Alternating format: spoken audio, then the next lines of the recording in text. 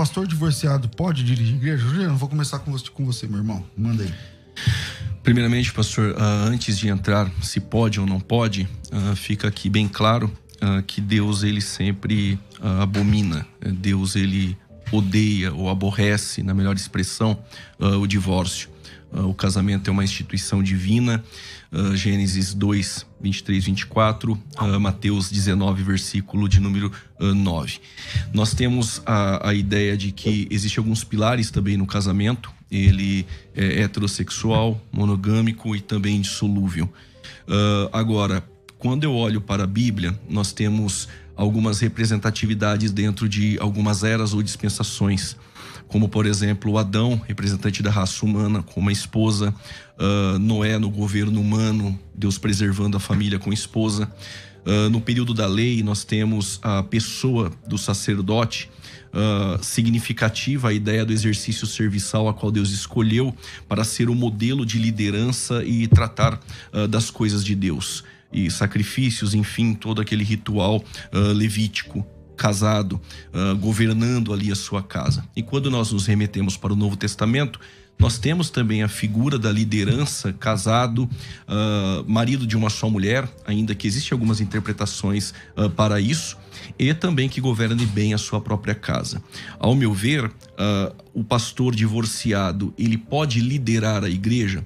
Nós não temos um texto bíblico para dizer não, ele não pode, mas precisamos entender como foi esse divórcio. Esse divórcio é bíblico? Porque existe um divórcio bíblico, com textos bíblicos, e no desdobramento do programa nós podemos tratar deste assunto. Mas tendo o princípio do casamento, da instituição divina, o modelo ideal é o marido com a esposa. E o pastor sozinho, mesmo em um divórcio bíblico, eu acredito que ele vai ter dificuldades para exercer como o modelo bíblico do pastor com a esposa, até mesmo para aconselhamentos ou coisas do tipo. Volto a dizer, ainda que permite-se, o pastor, biblicamente nós não temos essa ideia de que o pastor divorciado ele não pode, biblicamente. Agora, o pastor que se divorciou, onde ele é o causador de um adultério, por exemplo, aí eu não vejo como esse pastor continuar exercendo o seu ministério sendo o pastor da igreja. Ok, pastor Levi, pastor divorciado pode dirigir a igreja, pode continuar na direção do trabalho depois do divórcio, depois de sofrer um divórcio? Olha, eu não vejo impedimentos de vamos assim dizer, de um aspecto geral. Realmente não há nenhuma recomendação bíblica e algumas exigências que às vezes a gente coloca, por exemplo, marido de uma só mulher, como diz o pastor Juliano, tem as interpretações, mas não é só isso que exige de um ministro. Se exige muitas outras coisas de um ministro, e nós temos ministros aí ocupando o púlpito que não cumprem essas outras exigências bíblicas, né? Então, para ser de fato coerente, então teríamos que juntar todo aquele alistamento que Paulo dá a Tito, dá a Timóteo, e dizer, bom, você não tem, então você também não pode dirigir uma igreja. Não é só por causa do divórcio, né? Por exemplo, o camarada que não governa bem a casa. Não governa bem a casa. Tem muitos assim, né, Levi? De torpe ganância, não é hospitaleiro. Então tem uma série de recomendações que a gente tá cheio de pastores que não são, e a gente não vê nenhuma objeção dele pastorear a igreja. Então, mas tá certo isso? Não tá certo. De um aspecto geral, a ideia é que as pessoas deveriam ter aquelas qualidades. O que a gente percebe é que, assim, ninguém consegue ter todas as qualidades em tudo. Isso é o ser humano. O ser humano é imperfeito. Ele tem qualidades de um lado e tem defeitos de outro. Então, é assim que a obra de Deus é feita. Deus não escolheu fazer obra com anjos com perfeição. Deus escolheu fazer a obra com seres humanos imperfeitos. E a gente tem que conviver com essa situação da imperfeição. Então, por exemplo, o Juliano falou até da questão, mas se o divórcio foi causado por uma infidelidade do próprio ministro e tal. Mas aí, então não tem perdão mais? Não, mas nós precisamos, pastor Levi, desculpa interromper, nós estamos tratando de um assunto eclesiológico, não soteriológico. Claro que há perdão. O assunto não é esse. Ele vai pro céu. Dentro da soteriologia, ele arrependido e não se casando com uma outra pessoa, até porque este que cometeu adultério, se ele se separar e casar com outra, palavras de Jesus, ele comete adultério. E quem se casou com ele também comete adultério. Os adúlteros não herdarão o reino dos céus. Aí a Bíblia diz isso. Agora, ele cometeu adultério, ele é pastor, ele cometeu adultério.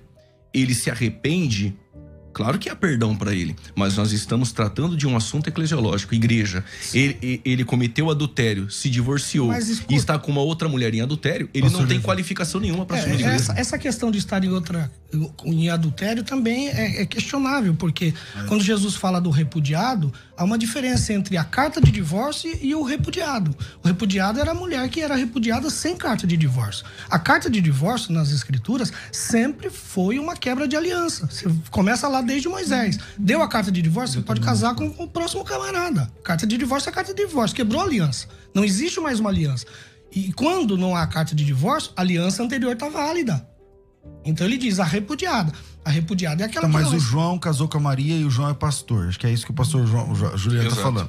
O João e a Maria são casados e o João é o pastor da igreja X. E aí o João apronta. E aí depois que o João apronta, a Maria prefere descontinuar, como dizem os juristas, o casamento. Ela fala, não dá. Biblicamente ela tem esse direito. O João, ele pode ser salvo, sim. Ele se arrepende, tal, confessa e deixa, alcança misericórdia.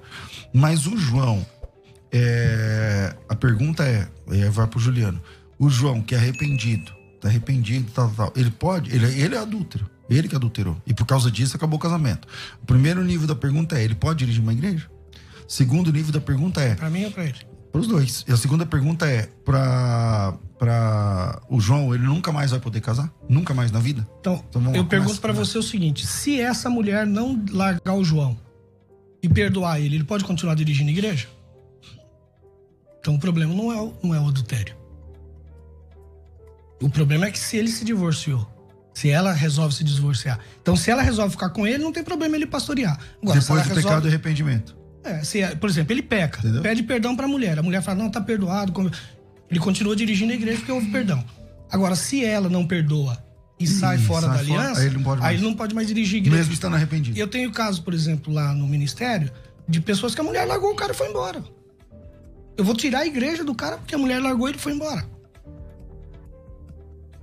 Pastor Juliano. Eu vou procurar ser mais claro. Como o pastor agora citou um exemplo, a esposa abandonou. 1 Coríntios 7 é bíblico. Ele está livre.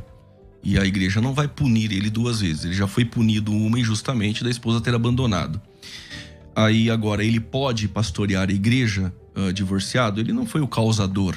Ao meu ver, dependendo de situações, de como emocionalmente ele pode estar, espiritualmente, porque há, né, essa ruptura neste casamento e há problemas irreversíveis a este pastor por um tempo. Ao meu ver, eu conversaria com ele, preservaria a imagem dele, colocaria como auxiliar, mas colocaria um outro pastor casado. O resto da vida? Não, até esse tempo de preservação, tratamento. Eu acredito que ele precisa ser tratado por um tempo. Acabou de acontecer aquilo, mas isso não quer dizer que ele não pode, por um tempo. Depois ele pode voltar. Agora é a questão da penitência, né? Aí nós vamos voltar lá pro catolicismo, que é a penitência. Se tiver a penitência, tá resolvido o problema. Se tem um perdão imediato, não é possível.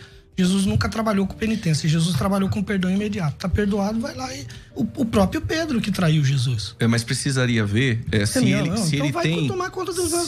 ele tem condições ali emocionais e espirituais. Eu falo isso para preservar, não é para punir. Até porque a culpa nem é dele. A culpa nem é dele. Mas eu acredito que conversando com ele, eu acredito que um tempo ali seria necessário. Não para punição, para preservá-lo mesmo. Se for para mas aí quem tem que decidir é ele. Mais uma conversa com ele. Se é uma recuperação psicológica. Pastor, não tô bem, não fico chorando. Aí tudo bem. Agora, aí não é penitência. Não é penitência.